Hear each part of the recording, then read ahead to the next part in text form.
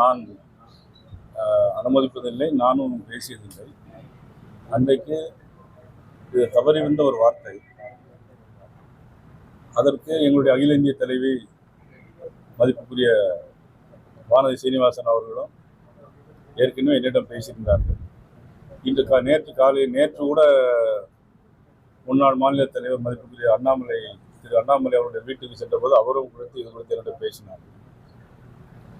உண்மையிலே யாரேனும் இதில் வருத்தப்படுவதானால் என்னுடைய வருத்தத்தை மனப்பூர்வமாக நான் தெரிவிக்கிறேன். நான் அனுமதிப்பதில்லை, நானும் பேசியதில்லை.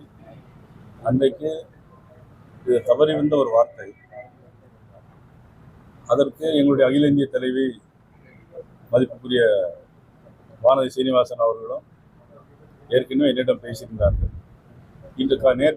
நேற்று கூட முன்னாள் மாநில தலைவர் மதிப்புக்குரிய திரு அண்ணாமலை அவருடைய வீட்டுக்கு சென்றபோது அவரும் குறித்து இது குறித்து என்னிடம் பேசினார்.